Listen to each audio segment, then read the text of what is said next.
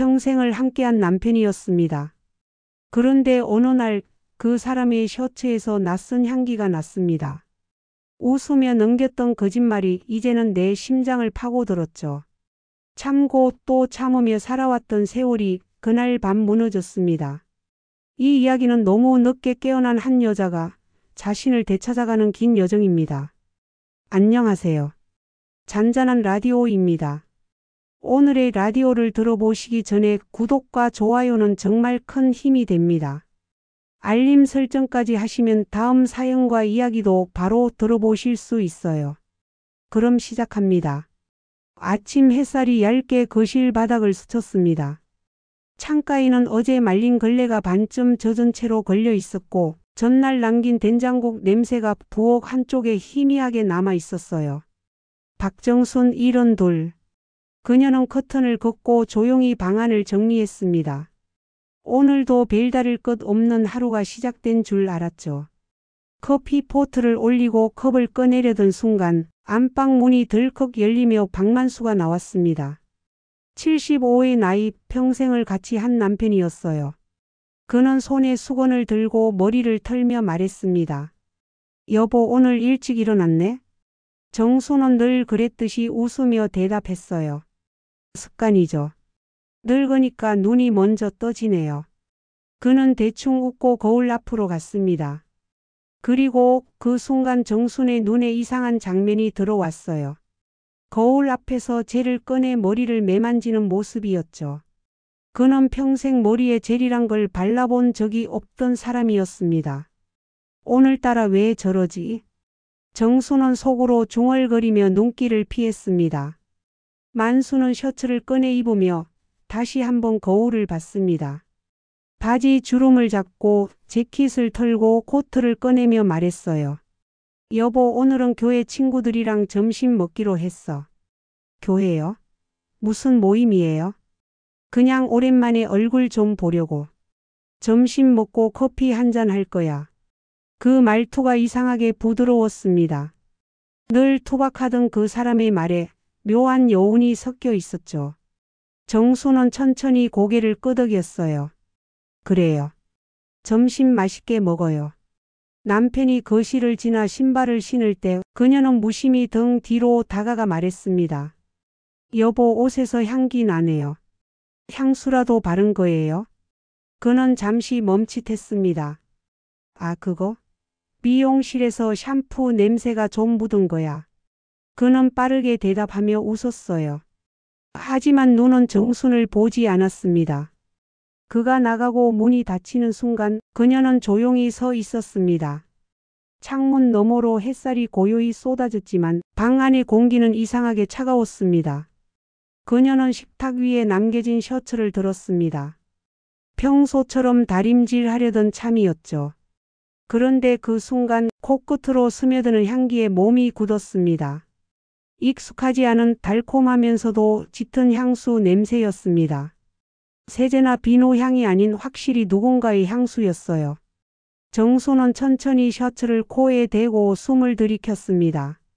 그리고 눈을 감았습니다. 이 냄새 도대체 뭐야? 오래 함께 산 사람의 냄새는 다 아는 법이죠. 그런데 오늘은 낯설었습니다. 아무리 생각해도 이건 평범한 샴푸 냄새가 아니었어요. 커피가 식어갔습니다.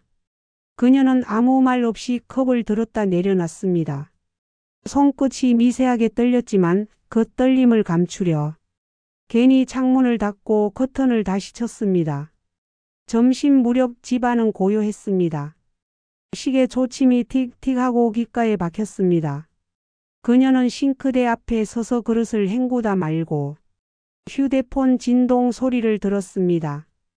탁자 위에 남편의 휴대폰이 놓여 있었습니다. 그는 깜빡하고 가져가지 않은 모양이었죠. 휴대폰을 두고 나간 게 처음이네. 그녀는 잠시 바라보다가 손끝을 뻗었습니다. 화면이 깜박이며 켜졌습니다. 잠금이 없었습니다. 새 메시지 1건. 심장이 쿵 내려앉았습니다. 그녀는 깊게 숨을 들이켰습니다. 보면 안 되지 아니 봐야 해. 몇 초의 망설임 끝에 손가락이 움직였습니다. 메시지창 맨 위에는 낯선 이름이 있었습니다. 윤미자. 그녀의 손끝이 굳었습니다. 그 이름 어디선가 들은 듯했죠. 머리를 짧게 자르고 붉은 립스틱을 바르던 그 미용실 여자. 남편이 자주 가던 그곳의 원장이었습니다. 화면 속에는 짧은 문장이 떠 있었습니다. 오늘도 그리워요, 오빠. 그 순간 모든 게 멎었습니다. 방 안의 공기, 시계 소리, 창밖의 새소리까지. 그녀의 손에서 휴대폰이 미끄러져 소파에 떨어졌습니다. 하지만 눈은 그 자리에서 떼지 못했습니다. 오빠. 그 단어가 입안에서 뱅뱅 돌았습니다. 박만수 씨가 오빠라니. 그녀는 마른 입술을 하도며 휴대폰을 다시 들었습니다. 이전 대화들이 줄줄이 이어졌습니다. 어제 가게에서 잡은 손 아직 따뜻해요. 다음엔 어디서 만날까요? 당신 아내한테는 비밀이에요. 숨이 막혔습니다. 심장이 아프다기보다 머리가 멍했습니다. 그동안의 세월이 한순간에 모래처럼 흩어지는 기분이었죠. 비밀이라 그게 비밀이 될 줄 알았어요? 그녀의 입에서 낮은 웃음이 새어 나왔습니다. 눈물 대신 이상하게 차가운 미소가 떠올랐습니다. 그녀는 천천히 자리에서 일어났습니다. 그리고 서랍을 열어 오래된 노트를 꺼냈습니다. 아들이 사준 표지가 낡은 노트였습니다. 2025년 4월 3일 목요일. 그녀는 날짜를 적었습니다. 그리고 그 아래에 한 줄을 썼습니다. 남편의 휴대폰에서 윤미자라는 이름 발견. 오늘도 그리워요, 오빠. 펜이 종이를 누르는 소리가 방 안에 울렸습니다. 그녀는 조용히 노트를 덮으며 중얼거렸습니다. 좋아요. 이제부터 기록을 시작하죠. 그날 밤 비가 내렸습니다. 창밖의 빗소리가 길게 이어졌고 그녀는 창가에 서서 조용히 생각했습니다. 내가 언제부터 이렇게 멍청했을까? 당신을 믿은 제가 이렇게 클 줄은 몰랐네요. 손가락 끝에 남편의 향기가 아직도 남아 있었습니다. 그 향기가 오늘따라 너무 낯설었어요. 그녀는 창문을 닫고 불을 껐습니다. 그리고 마음속으로 단단히 다짐했습니다. 그래요, 이제부터는 나도 지켜보겠어요. 당신이 어떤 사람인지 끝까지. 비가 그치고 어둠이 짙어졌습니다. 그녀의 눈빛은 더 이상 흔들리지 않았습니다. 이날의 냄새는 잊히지 않을 냄새가 되었죠. 평생의 참음이 한 번에 무너진 날이었으니까요. 밤이 깊었습니다. 시계는 11시를 가리키고 있었고 집안은 고요했습니다. 거실 불을 반쯤 꺼둔 채 박정수는 소파에 앉아 있었습니다. 탁자 위에는 남편 박만수가 두고 간 셔츠와 그 옆에 놓인 휴대폰이 있었습니다. 방금까지 켜두었던 TV에서는 재방송 드라마가 흘러나오고 있었지만 그녀의 시선은 스크린이 아닌 셔츠 한 점에 고정돼 있었어요. 이 향수 냄새 아무리 생각해도 이상해요. 그녀는 셔츠를 다시 손에 들었습니다. 손끝에 닿는 천의 감촉이 묘하게 차가웠습니다. 비누 냄새와 다른 은근한 단내가 코끝을 자극했습니다. 그 냄새를 맡는 순간마다 가슴속 어딘가가 쿵쿵 울렸어요. 그녀는 조용히 한숨을 내쉬었습니다. 그 숨결이 조용히 방 안 공기를 흔들었습니다. 그래요. 오늘 하루만은 그냥 넘겨볼까요? 내일이면 혹시 다른 이유가 있을지도 모르니까. 그렇게 스스로를 달래려 했지만 손끝이 계속 떨렸습니다. 그 떨림은 마음 깊은 곳의 의심이었고 동시에 오래된 상처의 기억이었습니다. 남편이 젊은 시절 사업에 실패했을 때 모든 걸 팔아빚을 갚던 그때의 일도 그녀는 울지 않았습니다. 그저 함께 버티자고 말했었죠. 하지만 지금은 달랐습니다. 돈의 문제가 아니었습니다. 존중의 문제였고 사랑의 모양이 달라져 버린 문제였습니다. 정수는 자리에서 일어나 천천히 안방으로 들어갔습니다. 남편의 옷장 문을 살짝 열었습니다. 셔츠들이 색깔별로 가지런히 걸려 있었고 그중 두어 벌의 셔츠 옷깃에도 같은 향기가 희미하게 배어 있었습니다. 그녀는 숨을 내쉬며 손으로 옷깃을 눌렀습니다. 이 향기 분명 누군가의 손에서 묻은 거예요. 그 손길이 익숙할 정도로 그 순간 현관문이 덜컥 열렸습니다. 그녀는 놀라서 재빨리 셔츠를 제자리에 걸고 문을 닫았습니다. 여보, 아직 안 잤어? 만수가 들어서며 신발을 벗었습니다. 그의 얼굴에는 피곤보다는 묘한 들뜸이 있었습니다. 정수는 최대한 평온한 표정으로 말했어요. 이제 자려던 참이었어요. 점심은 맛있게 먹었어요? 응, 뭐 그냥 친구들하고 오랜만에 이야기 좀 했지. 교회 친구들요? 그래, 교회 사람들. 그 대답이 너무 빠르고 너무 단정했습니다. 그녀는 말없이 고개를 끄덕였습니다. 그리고 부엌으로 향해 물을 끓였습니다. 커피라도 마실래요? 아니야, 나 피곤해서 바로 잘게. 그는 재킷을 의자에 던져놓고 안방으로 들어갔습니다. 그녀는 등 뒤에서 묻듯이 말했습니다. 휴대폰 오늘 두고 갔어요. 아, 그래? 깜빡했네. 별일 없었지? 네, 그냥 거실에 두었어요. 그는 아무렇지 않은 듯 고개를 끄덕이며 방으로 들어갔습니다. 문이 닫히는 소리와 함께 정순의 얼굴에서 미소가 천천히 사라졌습니다. 그녀는 커피 포트를 끄고 조용히 그 자리에 서 있었습니다. 그리고 혼잣말처럼 작게 속삭였습니다. 별일 없었죠? 정말 그럴까요, 박만수 씨? 시간이 흘러 자정이 가까워졌습니다. 그녀는 방 안으로 들어가 불을 끄고 누웠습니다. 하지만 잠은 오지 않았습니다. 천장에 비치는 가로등 불빛이 흐릿하게 번졌습니다. 남편은 코를 골며 골아떨어져 있었고 그의 코골이 소리가 유난히 거슬렸습니다. 그녀는 눈을 감고도 눈을 뜬 것처럼 선명히 떠올렸습니다. 휴대폰 속 이름 윤미자. 그 미용실 여자. 머리하러 간다고 나가던 그곳의 원장. 그때마다 정수는 웃으며 말하곤 했죠. 미용실에서 염색 너무 자주 하지 말아요. 머리 상해요. 그는 늘 가볍게 대답했습니다. 거기가 손이 빨라. 그냥 머리 감으러 가는 거야. 그 말을 믿었던 자신이 바보 같았습니다. 그는 자고 있었지만 그녀의 마음은 자꾸 깨어났습니다.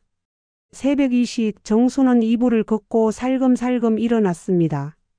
탁자 위에 휴대폰을 다시 들었습니다. 남편의 숨소리가 규칙적이었습니다. 그녀는 숨을 죽이며 거실로 나왔습니다. 조명이 어슴푸레한 거실 한가운데서 휴대폰 불빛이 손가락 끝을 비쳤습니다. 그녀는 메시지를 다시 열었습니다. 이전 대화들 날짜가 줄줄이 이어져 있었습니다. 지난주엔 너무 좋았어요. 당신 없인 못 살겠어요. 우리 진짜로 같이 살면 안 돼요? 손끝이 차가워졌습니다. 그녀는 휴대폰을 내려놓았다가 다시 들었습니다. 그 작은 화면 속 문장들이 평생 쌓아온 신뢰를 무너뜨리고 있었죠. 눈물이 나올 법도 했습니다. 하지만 이상하게 눈물이 나오지 않았습니다. 오히려 웃음이 났습니다. 그래요. 젊을 때도 지금도 결국 사람은 안 변하네요. 그녀는 자리에서 일어나 조용히 거실을 돌았습니다. 벽에 걸린 가족 사진이 눈에 들어왔습니다. 자식들 결혼식 때 찍은 단체 사진, 가운데에서 활짝 웃고 있던 자신과 남편의 얼굴이 보였습니다. 저 웃음 다 거짓이었네요. 그녀는 사진을 가볍게 쓰다듬었습니다. 손끝으로 먼지를 털듯이 오래된 추억을 털어냈습니다. 괜찮아요. 이번엔 나도 그냥 넘어가지 않을 거예요. 그녀는 책상으로 가 노트를 펼쳤습니다. 기록은 기억을 이긴다. 예전에 라디오에서 들었던 말이 떠올랐습니다. 그녀는 날짜를 적었습니다. 4월 4일 새벽 2시. 윤미자와 남편의 메시지 확인. 우리 같이 살면 안 돼요? 문장 발견. 글씨가 흐트러지지 않게 또박또박 써 내려갔습니다. 이제 더 이상 울분이 아니었습니다. 정리된 계획처럼 느껴졌습니다. 그녀는 펜을 내려놓고 조용히 창문을 열었습니다. 새벽 공기가 차갑게 밀려 들어왔습니다. 도시의 불빛이 멀리 깜박였고 어딘가 개 짖는 소리가 들려왔습니다. 그녀는 그 소리를 들으며 입꼬리를 올렸습니다. 그래요, 잘 자요. 내일은 내가 먼저 나가 볼게요. 그날 밤 박정수는 처음으로 잠이 들지 않은 채 새벽을 맞았습니다. 남편은 꿈속에서도 아마 웃고 있었을 겁니다. 하지만 그녀는 깨어 있었습니다. 그리고 마음속에서 무언가가 서서히 아주 천천히 자라나고 있었습니다. 그건 복수의 씨앗이었고 동시에 자유의 시작이었습니다. 아침 햇살이 창문 틈으로 스며들었습니다. 박정수는 침대 가장자리에 앉아 있었습니다. 밤새 거의 잠을 이루지 못했지만 눈가에는 피곤 대신 이상한 단단함이 스며 있었습니다. 부엌에서 주전자에 물이 끓어오르며 휘파람 소리를 냈습니다. 그 소리가 마치 새로운 하루의 출정 나팔처럼 들렸습니다. 이제 됐어요. 더는 속지 않아요. 정수는 혼잣말을 하며 커피를 탔습니다.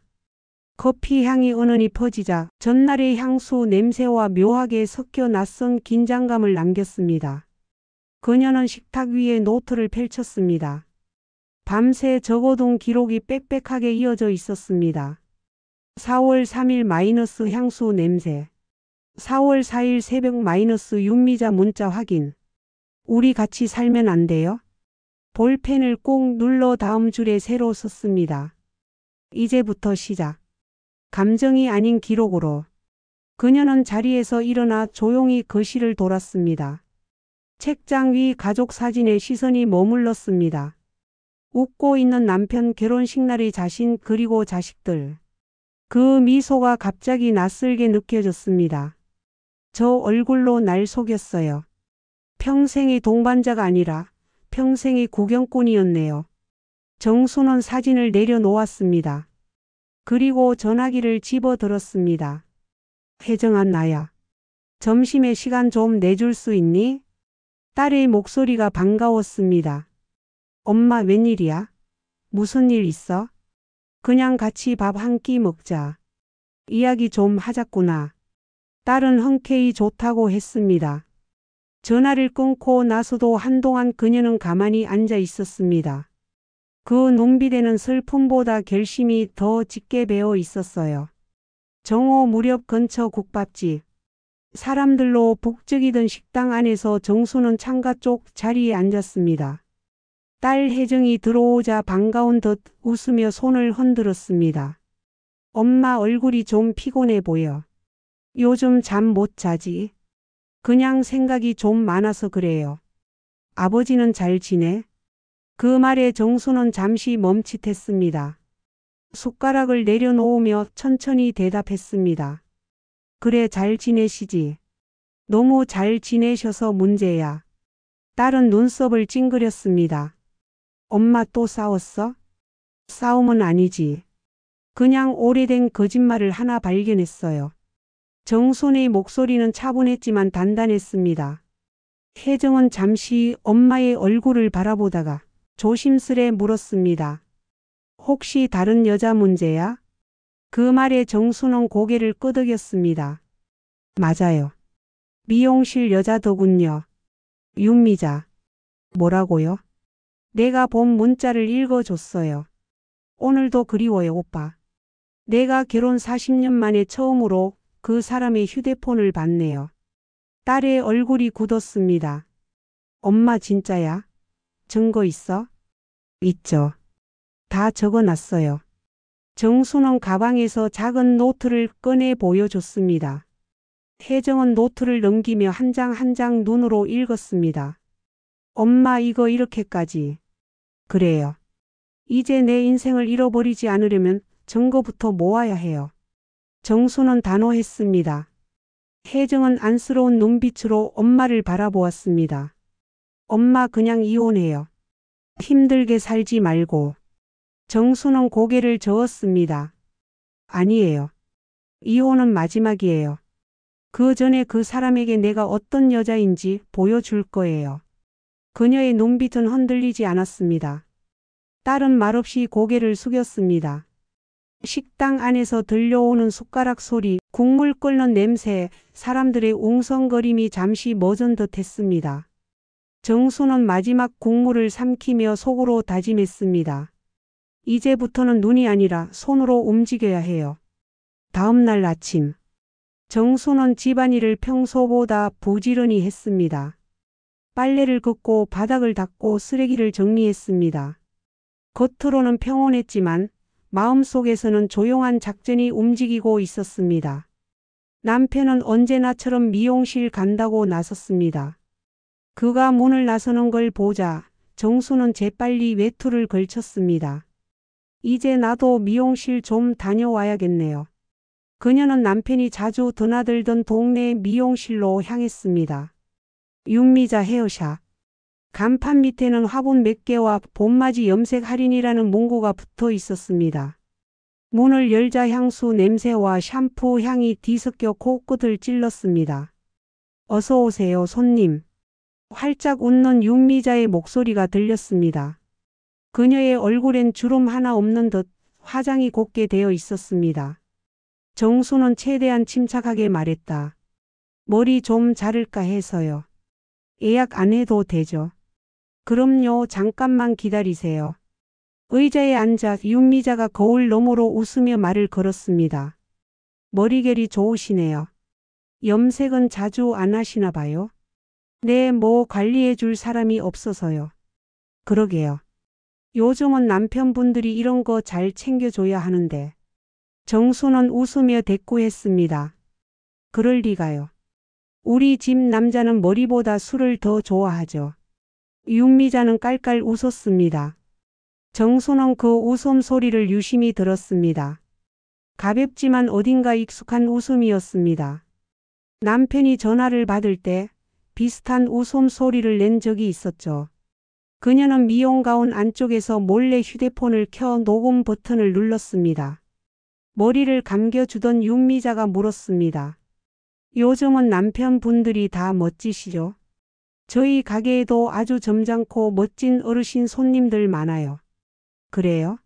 구체적으로 누구요? 아, 바간이에요. 뭐 그냥 단골 손님들 많죠. 윤미자가 순간 말끝을 흐렸습니다. 정순의 시선이 거울 속 그녀의 눈에 닿았습니다. 둘 다 웃었지만 그 웃음은 서로 다른 의미였죠. 정수는 속으로 되뇌었습니다. 그래요. 당신이 그 여자였군요. 이제 얼굴을 봤어요. 시술이 끝나고 미용실을 나서며 그녀는 머리를 쓸어 넘겼습니다. 햇빛이 머리칼을 비추며 반짝였습니다. 그 순간 복잡하던 마음이 조금 정리되는 듯 했습니다. 정수는 카메라를 들었습니다. 미용실 간판을 찍고 건너편 카페 이름도 찍었습니다. 증거는 쌓을수록 단단해져요. 그녀는 조용히 중얼거렸습니다. 집으로 돌아온 정수는 다시 노트를 꺼냈습니다. 4월 5일 미용실 방문. 윤미자 직접 확인. 목소리 웃음 일치. 가게 사진 촬영 완료. 그녀는 펜을 내려놓고 긴 숨을 내쉬었습니다. 이제 한 걸음 남았어요. 그 사람의 진짜 민낯을 보여줄 때까지. 창문 밖으로 햇살이 부드럽게 흘렀습니다. 그 빛 아래에서 그녀의 얼굴은 이상하리만큼 평온했습니다. 분노는 이미 사라지고 그 자리에 남은 건 확신이었어요. 박정순의 인생은 이제 다시 써지기 시작한 겁니다. 그날 이후 박정순의 하루는 조금 달라졌습니다. 겉보기엔 예전과 다르지 않았어요. 아침에 일어나 물을 끓이고 남편의 점심 도시락을 싸고 창문을 열어 먼지를 털어냈습니다. 하지만 마음속에서는 전혀 다른 일이 벌어지고 있었습니다. 그녀의 시선은 늘 남편의 손끝, 말끝, 그리고 휴대폰의 방향으로 향했습니다. 박만수는 여전히 평온했습니다. 아니, 어쩌면 더 여유로워진 듯 보였죠. 얼굴에 미묘한 자신감이 배어 있었고 외출 준비도 부쩍 길어졌습니다. 정수는 그런 남편을 바라보며 마음속으로 조용히 중얼거렸습니다. 그래요, 아직은 몰라요. 하지만 곧 알게 되겠죠. 그날도 그는 아침밥을 먹으며 휴대폰을 손에서 놓지 않았습니다.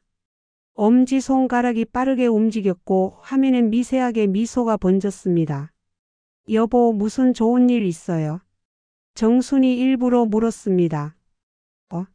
아니야, 그냥 친구한테 연락 왔어. 교회 친구요? 그래, 그 친구. 그의 말끝이 짧았습니다. 정수는 수저를 내려놓고 그를 바라봤습니다. 요즘은 그 교회 친구 참 자주 만나네요. 신앙심이 갑자기 깊어지셨나 봐요. 당신은 왜 자꾸 그런 말 해? 아니, 그냥 부러워서요. 친구가 그렇게 많다니. 별것도 아닌 일에 신경 쓰지 마. 나 금방 나갔다 올게. 그는 서둘러 재킷을 입고 현관문을 열었습니다. 그가 나간 후 문이 닫히자 정순의 얼굴엔 다시 냉기가 감돌았습니다. 그녀는 서서히 자리에서 일어나 조용히 휴대폰을 꺼내 들었습니다. 미리 설치해둔 위치 추적 앱을 켰습니다. 지도 위에 점 하나가 움직이고 있었습니다. 역시 그 미용실 근처네요. 정수는 가방을 들고 외투를 입었습니다. 이젠 눈으로 직접 봐야겠어요. 오전 10시 반 육미자 헤어샵 앞에는 봄 햇살이 가득했습니다.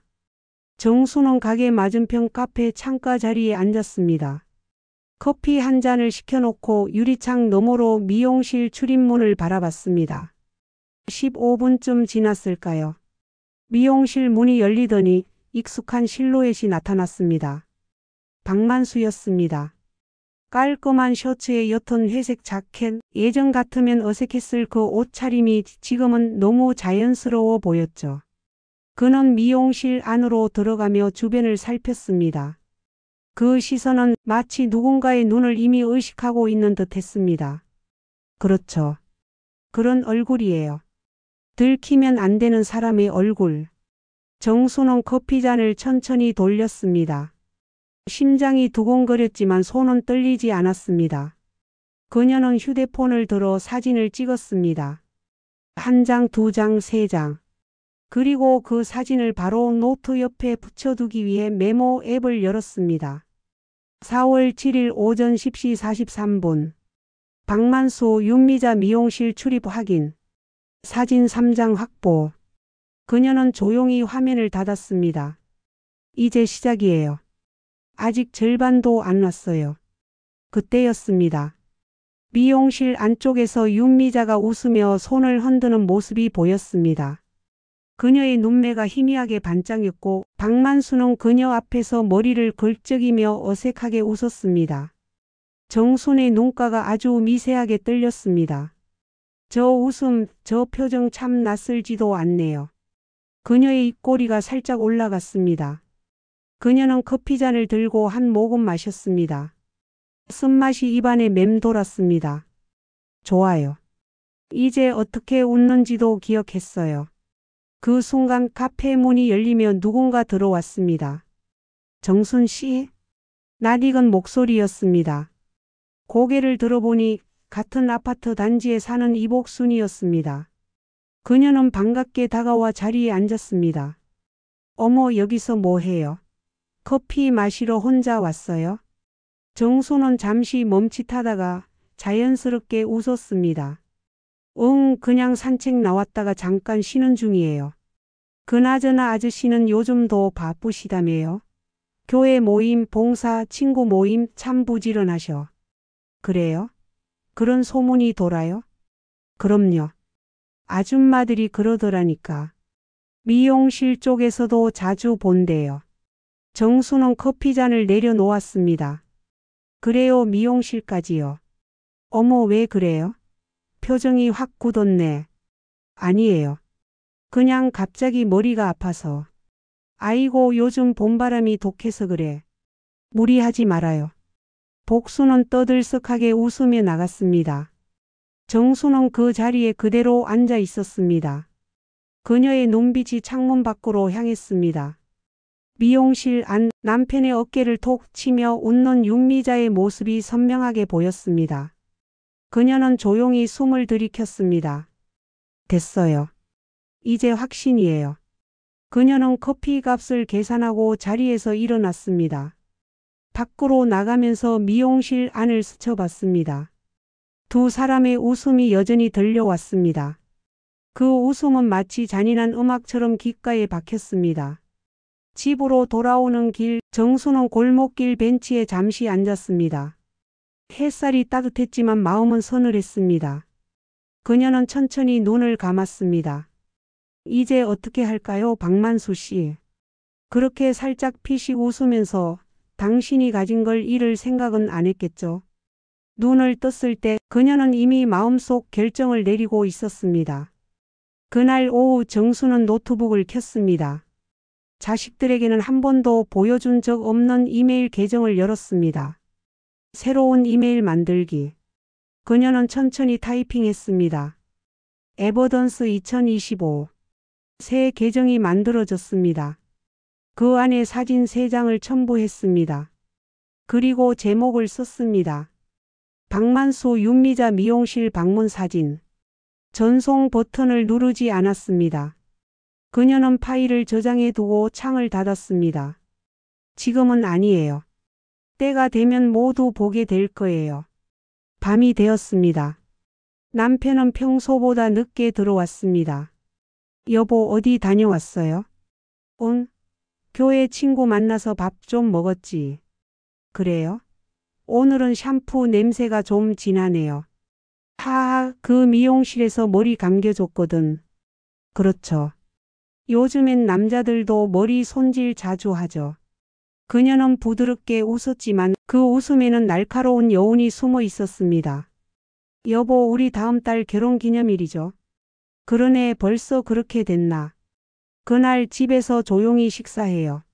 내가 준비할게요. 그래, 뭐 그러자. 그녀는 고개를 끄덕였습니다. 남편은 무심히 방으로 들어가 TV를 켰습니다. 정수는 부엌 창가에 서서 창밖을 바라봤습니다. 바람이 불어 커튼이 살짝 흔들렸습니다. 그녀는 혼잣말로 중얼거렸습니다. 그래요. 결혼기념일 참 좋은 날이네요. 모든 걸 끝내기엔 딱 좋은 날. 그날 밤 그녀는 다시 노트를 펼쳤습니다. 4월 7일 미용실 현장 확인 사진 확보. 박만수, 윤미자 함께 있는 모습 목격. 결혼기념일 D-23 계획 준비 시작. 펜 끝이 종이를 누르는 소리가 작고 단단했습니다. 그녀는 펜을 놓고 잠시 눈을 감았습니다. 눈앞에는 여전히 그 미소가 맴돌았습니다. 하지만 이번엔 슬프지 않았습니다. 그래요, 이번엔 내가 이기는 거예요. 창밖에서는 바람이 불고 있었습니다. 그 바람이 오래된 분노와 함께 박정순의 마음속 불씨를 서서히 키우고 있었습니다. 하루하루가 유난히 느리게 흘러갔습니다. 박정순은 평소처럼 집안일을 했지만 손끝마다 이상하게 냉기가 돌았습니다.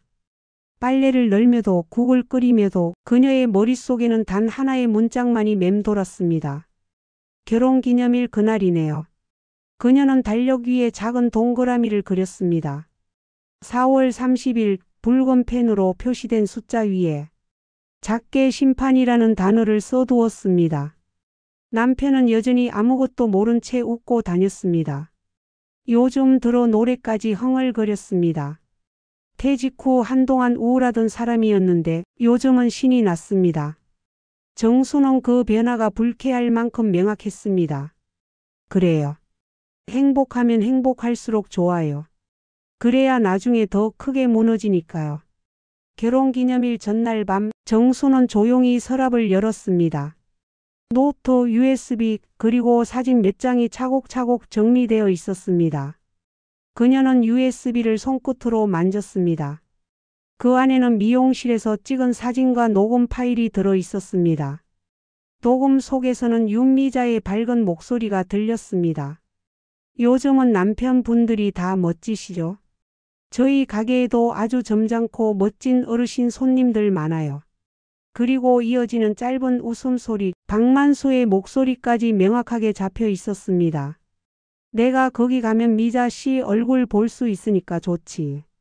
그녀는 이어폰을 빼며 조용히 속삭였습니다. 좋아요, 이제 완벽하네요. 그녀는 다시 노트를 펴고 마지막 페이지를 적었습니다. 4월 29일 모든 증거 확보 완료. 내일 모든 걸 보여줄 것. 다음 날 아침 박정수는 평소보다 일찍 일어났습니다. 새하얀 앞치마를 두르고 식탁을 차렸습니다. 미역국 냄새가 부엌을 가득 채웠습니다. 여보, 일어나요. 오늘이 무슨 날인지 알죠? 방 안에서 만수의 중얼거림이 들렸습니다. 알지. 결혼기념일이지. 그는 여유롭게 나와 앉았습니다. 이야, 미역국이네. 내가 좋아하는 거. 그래요. 당신이 좋아하는 거 다 준비했어요. 그녀는 미소 지으며 국을 떠주었습니다. 하지만 눈빛은 냉정했습니다. 오늘은 조금 특별하게 준비했어요. 당신도 후회 안 하게 될 거예요. 후회라니? 내가 뭐 잘못했어? 글쎄요, 그건 조금 있다가 알게 될 거예요. 남편은 대수롭지 않게 웃었습니다. 에이, 또 무슨 서프라이즈야? 정수는 아무 대답도 하지 않았습니다. 그녀는 미리 준비해둔 노트북을 켰습니다. 화면이 켜지자 자동으로 사진이 재생되었습니다. 남편이 미용실로 들어가는 사진, 윤미자와 마주 보고 웃는 장면이 순서대로 떴습니다. 이게 뭐야?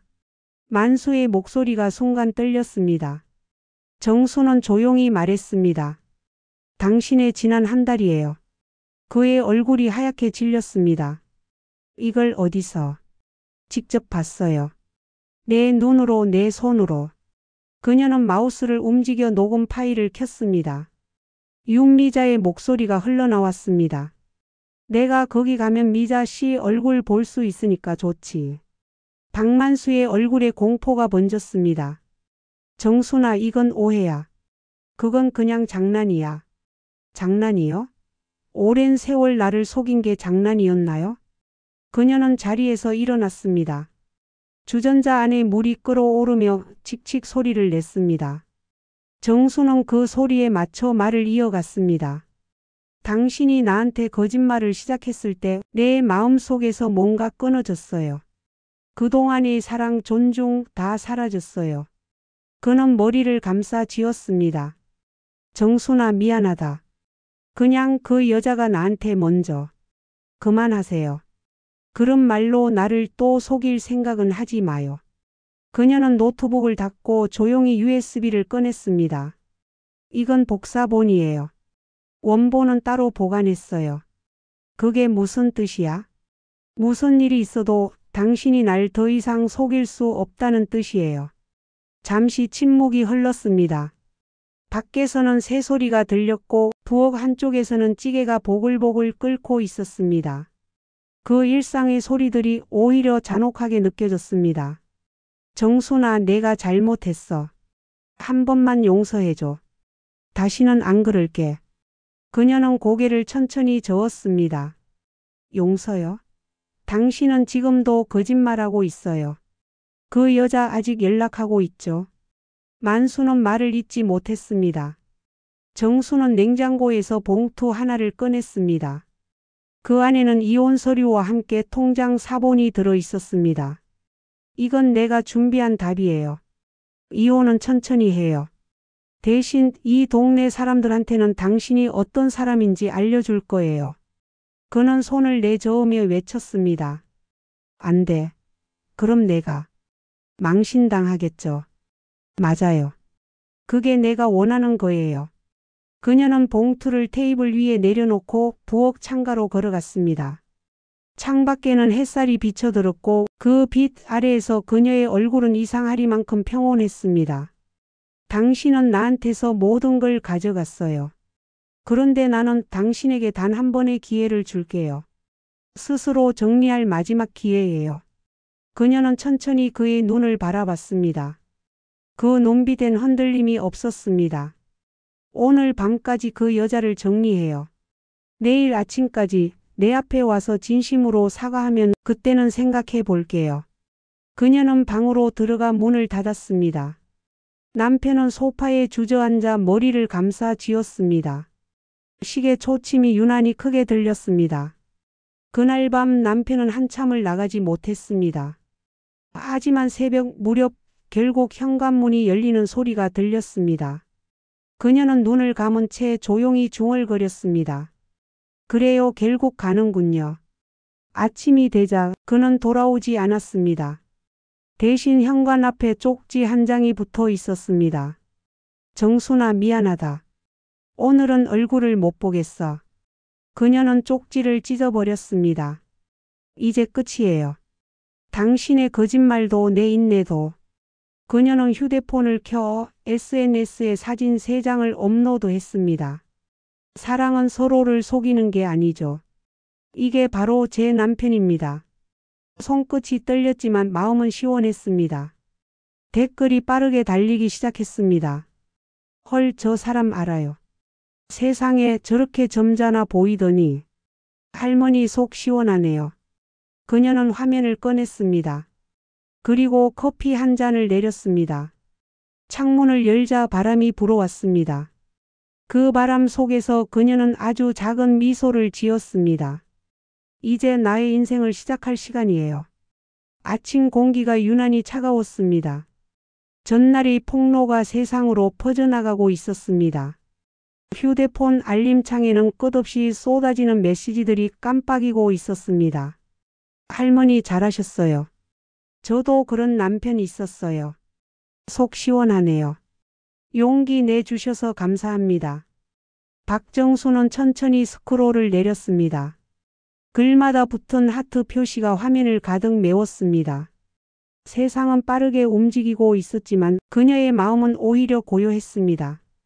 그녀는 커피를 내리며 스스로 중얼거렸습니다. 이제 끝났네요, 정말로. 그때 현관 초인종이 울렸습니다.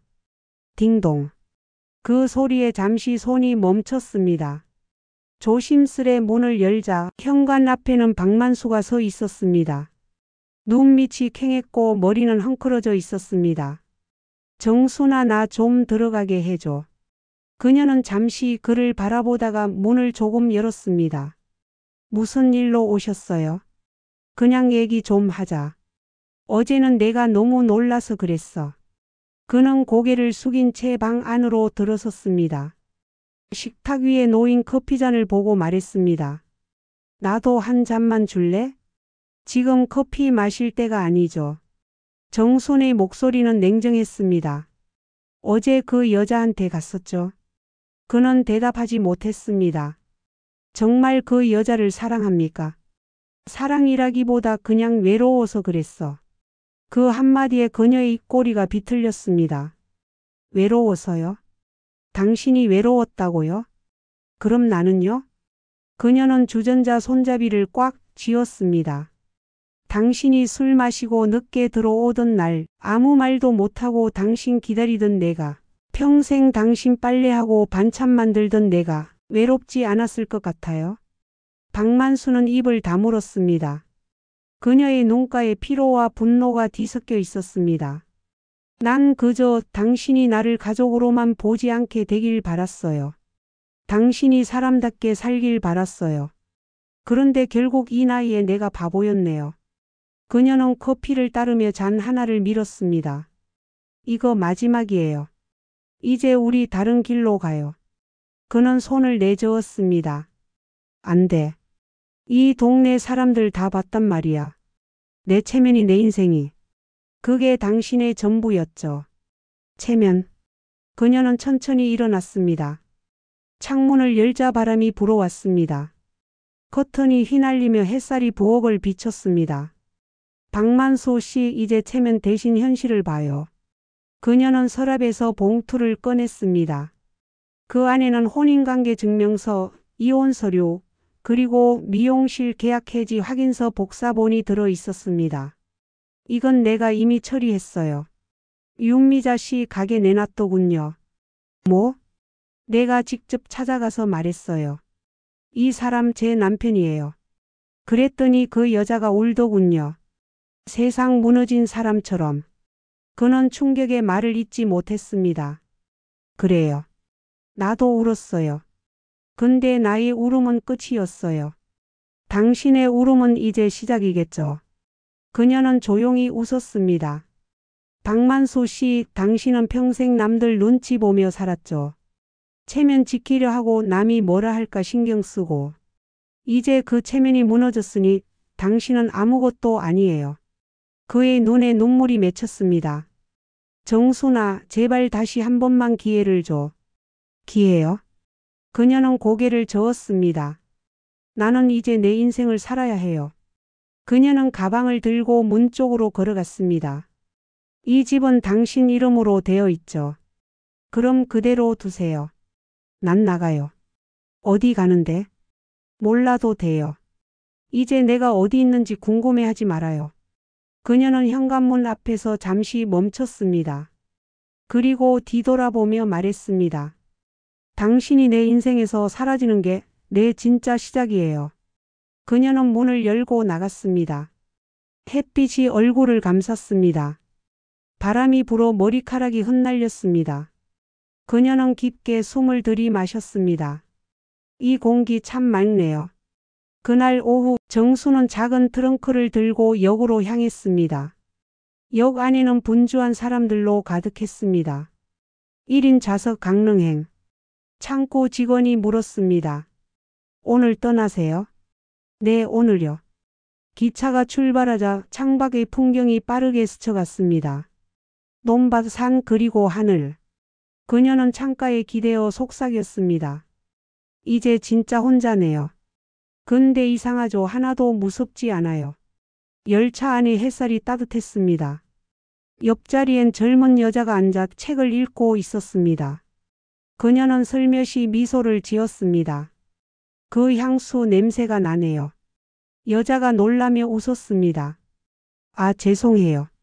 너무 진했나요? 아니에요. 그 냄새 덕분에 제 인생이 바뀌었거든요. 정수는 창밖을 바라봤습니다. 바다가 멀리 보이기 시작했습니다. 끝없는 수평선이 마치 새 출발의 길처럼 펼쳐져 있었습니다. 며칠 뒤 그녀는 강릉의 작은 게스트하우스에 머물렀습니다. 아침마다 해가 뜨는 걸 보며 커피를 내렸습니다. 조용한 파도 소리, 새소리, 바람 소리가 그녀의 하루를 채웠습니다. 박만수 씨, 이제야 알겠어요. 나는 당신이 없을 때 더 살아 있었어요. 그녀는 손에 쥔 노트를 펼쳤습니다. 마지막 페이지에 적었습니다. 4월 30일 해방의 날. 이제 나는 나를 살기로 했다. 노트를 덮은 그녀는 창문을 열었습니다. 햇살이 부드럽게 들어왔습니다. 그 빛 아래서 그녀는 미소를 지었습니다. 그래요. 사랑이 끝나면 인생이 시작되는 거죠. 그날 저녁 박정수는 혼자 식탁에 앉아 바닷가에서 사온 회 한 점을 먹었습니다. 짭조름한 간장 냄새 그리고 창밖에서 들려오는 파도 소리가 어우러졌습니다. 그녀는 조용히 잔을 들며 중얼거렸습니다. 나에게 건배. 잔 속의 술이 햇빛을 받아 반짝였습니다. 그 순간 그녀의 얼굴에는 지난 세월보다 더 깊은 평온이 깃들어 있었습니다. 이제야 진짜 숨을 쉬네요. 밤이 깊어갔습니다. 멀리서 파도 소리가 리듬처럼 이어졌습니다. 그녀는 창문을 열고 바다 냄새를 맡았습니다. 그 냄새엔 향수도 거짓도 아픔도 없었습니다. 오직 자유의 냄새만이 있었습니다. 그녀는 눈을 감으며 속삭였습니다. 내일은 더 멀리 걸어가 볼까요? 그 말과 함께 그녀의 얼굴에 미소가 번졌습니다. 그 미소는 누구의 것도 아닌 오롯이 자기 자신을 위한 미소였습니다. 강릉의 바다는 여전히 잔잔했습니다. 새벽의 바람은 차가웠지만 그 속엔 이상한 평화가 있었습니다. 박정수는 게스트하우스의 작은 창가에 앉아 바다를 바라보고 있었습니다. 커피 한 잔이 김을 내며 손 안에서 따뜻하게 식고 있었습니다. 이 바다 냄새 참 좋네요. 그녀는 혼잣말하듯 속삭였습니다. 향수 냄새가 아닌 진짜 세상의 냄새. 그녀는 지난날의 일들을 떠올렸습니다. 그날의 폭로, 이혼 서류, 남편의 울음, 그리고 홀로 떠나던 그 아침의 기차. 모든 게 한참 전 일처럼 느껴졌습니다. 하지만 불과 일주일밖에 지나지 않았습니다. 그녀는 천천히 노트를 펼쳤습니다. 마지막 페이지에 적힌 문장을 손끝으로 짚었습니다. 4월 30일 해방의 날. 이제 나는 나를 살기로 했다. 그 문장 아래 새로운 한 줄을 덧붙였습니다. 5월 7일 재회의 그림자가 찾아옴. 그녀는 펜을 내려놓고 한숨을 내쉬었습니다. 왜냐면 전날 저녁부터 낯선 번호로 전화가 계속 걸려왔기 때문이었습니다. 부재중 통화 6회. 메시지 읽은 정순아 나야. 한 번만 얘기하자. 그 번호는 박만수였습니다. 그녀는 받지 않았습니다. 하지만 전화는 멈추지 않았습니다. 오전이 지나자 게스트하우스 주인이 문을 두드렸습니다. 어르신 손님이 찾아왔어요. 손님이요? 예, 어떤 남자분이 밖에서 기다리시는데요. 서울에서 왔다고. 정순의 눈빛이 굳었습니다. 그녀는 천천히 자리에서 일어났습니다. 거울을 보니 머리가 헝클어져 있었습니다. 손가락으로 빗질을 하며 속삭였습니다. 결국 왔군요. 문을 열자 바깥의 바람이 한 번에 밀려 들어왔습니다. 그 바람 속에 서 있는 사람 박만수였습니다. 그는 마치 다른 사람이 된 듯 초라해 보였습니다. 양복은 구겨져 있었고 손엔 작은 종이 봉투가 들려 있었습니다. 정순아 나 좀 보자. 그녀는 잠시 침묵했습니다. 왜요? 아직도 할 말이 남았어요? 그래. 너무 많아. 그냥 미안하다고만 하면 안 될 것 같아서. 그의 목소리는 낮고 떨렸습니다. 그녀는 문가에 서서 말했습니다. 그럼 짧게 하세요. 바다 구경 가야 하니까요. 그는 종이 봉투를 내밀었습니다. 그 안에는 낡은 앨범 한 권이 들어 있었습니다. 이거 기억나지? 우리 결혼식 사진. 그녀는 잠시 앨범을 들여다봤습니다. 그 속엔 젊은 시절의 두 사람이 있었습니다. 서로를 바라보며 웃고 있는 그때의 모습.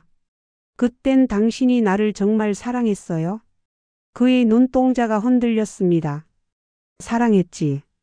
그건 진심이었어. 다만 내가 늙어가면서 바보가 됐던 것 같아. 누군가 나를 여전히 남자로 봐준다는 게 그게 달콤했어. 그녀는 조용히 웃었습니다. 달콤했겠죠. 하지만 결국 썩은 사탕이었어요. 그 말에 박만수는 고개를 숙였습니다. 그 여자는 떠났어. 가게도 정리하고 지방으로 내려갔대. 나는 지금 아무것도 없어. 그래서요? 그걸 나한테 말하면 위로라도 받을 줄 알았어요? 그는 아무 말도 하지 못했습니다. 그녀는 창밖의 바다를 바라봤습니다. 저 바다 보이죠? 한 번 밀려왔다가 다 끊어내고 다시 물러가요. 당신도 이제 물러가요. 그의 입술이 파르르 떨렸습니다. 정순아 나는 너 없으면 아무것도 못해. 그녀는 고개를 저었습니다. 그게 바로 문제예요. 나는 평생 당신 없으면 안 돼 하며 살았어요. 이제야 알았어요. 그 말이 내 인생을 얼마나 갉아먹었는지. 그녀는 앨범을 닫아 그의 손에 돌려주었습니다. 그 사진은 당신이 가져가요. 그건 내 추억이 아니에요. 당신의 미련이에요. 그는 울먹이며 물었습니다. 정순아 정말 끝이야? 그녀는 천천히 고개를 끄덕였습니다. 네, 끝이에요. 하지만 끝이라고 해서 미움만 남은 건 아니에요. 당신 덕분에 배웠어요. 사람은 늦게라도 자신을 다시 살릴 수 있다는 걸. 그녀는 문을 닫기 전 마지막으로 한마디 덧붙였습니다. 이제 당신도 스스로 살아봐요. 나처럼 진짜로 혼자서. 문이 닫히는 소리와 함께 밖에서는 파도 소리가 커졌습니다. 그는 문 앞에서 한참을 서 있었습니다. 바람이 불어 그의 머리를 흩날렸지만 그는 고개를 들지 못했습니다. 박정수는 창문으로 바다를 보았습니다. 햇빛이 물결 위에서 반짝거렸습니다. 그녀는 커피잔을 들며 조용히 중얼거렸습니다. 그 사람은 떠났지만 나는 남았네요. 그녀는 휴대폰을 꺼내 아들에게 문자를 보냈습니다. 잘 지내니? 엄마는 이제 정말 괜찮아. 잠시 후 답장이 왔습니다. 엄마 보고 싶어요. 그녀는 웃으며 답했습니다. 이제부터는 나를 보고 싶다고 할 때 진짜 엄마를 보게 될 거야. 그날 저녁 그녀는 바닷가 벤치에 앉아 있었습니다. 파도 소리가 귓가에 잔잔하게 부딪혔습니다. 한 중년 부부가 나란히 걷고 있었습니다. 그들은 손을 잡고 있었지만 묘하게 어색해 보였습니다. 그녀는 그들을 바라보다가 고개를 끄덕였습니다. 누군가는 아직 배우는 중이고 누군가는 이제야 졸업을 하는 거죠. 하늘이 붉게 물들었습니다. 그녀는 해지는 바다를 향해 속삭였습니다. 박만수 씨 부디 잘 살아요. 나는 이제 나로 살 테니까요. 밤이 깊어갈수록 파도 소리는 잦아들었고 그녀는 천천히 자리에서 일어났습니다. 손에 쥔 노트의 마지막 페이지를 펼쳤습니다. 그 위에 한 문장을 적었습니다. 5월 7일 재회의 그림자, 그러나 나는 흔들리지 않았다. 그녀는 펜을 내려놓고 바다를 향해 미소를 지었습니다. 그리고 천천히 걸음을 옮겼습니다. 그녀의 발걸음은 더 이상 주저하지 않았습니다. 그 길의 끝에는 슬픔이 아닌 완전한 자유가 기다리고 있었습니다. 그날 아침 강릉의 하늘은 유난히 맑았습니다. 박정수는 숙소 창문을 열며 깊은 숨을 들이켰습니다. 바닷바람이 코끝을 스쳤습니다. 짠내 그리고 자유의 냄새였습니다. 그녀는 커피포트를 올려놓고 잔을 준비했습니다. 거울에 비친 얼굴은 평생 처음으로 나답다는 표정을 짓고 있었습니다.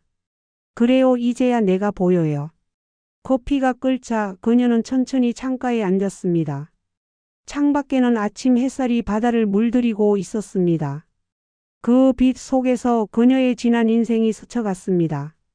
시집살이, 남편의 무심함, 억눌린 시간들. 그리고 이제 모든 게 사라진 자리엔 고요함만이 남았습니다. 그녀는 조용히 노트를 펼쳤습니다. 5월 7일 재회의 그림자, 그러나 나는 흔들리지 않았다. 그 아래에 펜을 들어 새로 적었습니다. 5월 10일 진짜 나로 사는 첫날. 그날 오후 정수는 게스트하우스 주인에게 인사를 남기고 작은 보따리를 들었습니다. 할머니 벌써 가세요? 네, 더 머물면 미련이 생길까 봐요. 여기까지가 내 도피였고 이제부터가 내 출발이에요. 그녀는 버스터미널로 향했습니다. 버스 차창 밖으로 보이는 풍경은 유난히 생생했습니다. 그녀는 마음속으로 말했습니다. 이제는 도망이 아니라 선택이에요. 서울행 버스가 출발하자 그녀는 천천히 눈을 감았습니다. 창밖의 소음이 잦아들며 마치 새로운 세상으로 건너가는 기분이 들었습니다. 서울에 도착하자 공기가 달랐습니다. 차들이 빽빽했고 사람들의 발소리가 분주했습니다. 하지만 그 소리조차도 그녀에겐 생동감으로 느껴졌습니다. 정수는 곧장 근처 은행으로 갔습니다. 어르신 무엇을 도와드릴까요? 직원이 웃으며 물었습니다. 이 통장 제 이름으로만 다시 바꿔주세요. 공동명의셨군요. 네. 이제 혼자 쓰려고요. 서류를 작성하는 동안 그녀의 손끝이 단단했습니다. 한때는 떨리던 사인, 이제는 흔들림 없는 글씨로 박정순 세 글자가 새겨졌습니다. 그 순간 마음 한가운데서 묵직한 돌덩이가 떨어져 나갔습니다. 은행을 나오던 길, 그녀는 한 상가 앞에서 멈췄습니다. 작은 간판에 정순 반찬가게 준비 중이라는 글씨가 붙어 있었습니다. 그건 며칠 전 강릉 바다를 보며 마음속에 세운 계획이었습니다. 이제 내 이름으로 가게를 하나 열 거예요. 그녀는 혼잣말로 중얼거렸습니다. 누구의 아내로가 아니라 그냥 박정순으로. 그녀는 휴대폰을 꺼내 메모를 열었습니다. 반찬 이름 해방김치, 시그니처 갓김치, 메추리 알장조림, 어머니 된장찌개. 문구 인생이 짜도 밥은 달게 먹자. 메모를 쓰다 말고 그녀는 웃었습니다. 그래요. 이제 내 인생은 밥처럼 끓여가는 거예요. 천천히 간 맞춰가며. 며칠 뒤 정순의 반찬 가게는 문을 열었습니다. 작은 매장이었지만 사람들로 북적였습니다. 사장님, 이 김치 맛있어요. 요새 이름 만나는 집 드물어요. 그녀는 손님들의 칭찬에 미소를 지었습니다. 맛있게 드세요. 집밥처럼요. 그녀의 손놀림은 빠르고 단단했습니다. 반찬통을 채우고 냄비를 저으며 그녀는 새 인생을 조리하고 있었습니다. 점심 무렵 익숙한 실루엣이 문 앞에 섰습니다. 박만수였습니다. 정수는 그를 보았지만 놀라지 않았습니다. 가게 냄새가 좋아서 왔지? 그냥 지나가다 들렀어. 그는 머쓱하게 웃었습니다. 그녀는 고개를 끄덕였습니다. 그래요. 그럼 반찬 하나 사가요. 손님이니까. 그는 잠시 멈칫했지만 곧 고개를 끄덕였습니다. 그럼 이거 메추리 알장 조림 주세요. 좋아요. 단꼴에게는 덤으로 한 숟갈 더. 그녀는 반찬통을 건네며 부드럽게 웃었습니다. 그때는 내가 울었지만 이제는 내가 팔아요. 내 손으로 내 밥벌이로. 그의 눈에 미묘한 감정이 스쳤습니다. 정순아, 정말 변했네. 아니요. 원래 이랬는데 당신이 몰랐던 거예요. 그녀는 포스기를 눌렀습니다. 빅. 계산 완료 소리가 가게 안에 울렸습니다. 영수증 드릴까요? 괜찮아. 그래요. 대신 인사는 해야죠. 그동안 감사했어요. 덕분에 내가 나를 찾았으니까요. 그녀는 미소로 마무리했습니다. 그는 말없이 고개를 숙였습니다. 그녀는 다시 손님 쪽으로 향했습니다. 다음 손님 오세요. 그의 그림자는 천천히 문 밖으로 사라졌습니다. 그 문이 닫히는 순간 가게 안엔 따뜻한 김치 냄새와 함께 잔잔한 웃음소리가 퍼졌습니다. 퇴근 후 정수는 가게 불을 끄고 밖으로 나왔습니다. 하늘에는 붉은 노을이 물들어 있었습니다. 그녀는 깊게 숨을 들이쉬었습니다. 오늘도 잘 살았네요. 손에는 그날의 매출 봉투가 들려 있었고 그 안엔 돈보다 더 값진 내 힘으로 산 하루가 들어 있었습니다. 집으로 돌아가는 길 버스 창가에 앉은 그녀의 얼굴은 평온했습니다. 휴대폰 화면에 알림 하나가 떴습니다. SNS 정순 반찬가게 후기 인생의 맛이 납니다. 그녀는 미소를 지었습니다. 그래요. 인생의 맛 이제 알겠어요. 밤이 되자 정수는 방 안 조명을 끄고 침대에 누웠습니다. 창밖으로 달빛이 부드럽게 흘렀습니다. 그녀는 마지막 페이지에 글을 남겼습니다. 5월 15일 내 이름으로 첫 장사. 손님이 내 반찬을 먹고 웃었다. 오늘 나는 완전히 자유로워졌다. 그녀는 펜을 내려놓고 조용히 눈을 감았습니다. 그리고 아주 미소 어린 목소리로 속삭였습니다. 그 향수 냄새가 낯설던 날, 그건 사실 내 인생이 다시 시작된 날이었어요. 그녀는 남편의 외도로 무너졌지만 그 사건은 결국 그녀의 인생을 되돌려주는 불씨가 되었습니다. 남편은 체면을 잃었고 그녀는 존엄을 되찾았습니다. 이야기의 끝은 복수가 아니라 해방이었습니다. 그리고 그날 이후 박정순의 반찬가게는 늘 향기로 가득했습니다. 그 향기는 더 이상 누군가의 향수가 아니라 자기 자신을 찾아낸 한 여자의 냄새였습니다. 여러분들의 생각은 어떠신가요? 혹시 비슷한 경험이 있으신가요?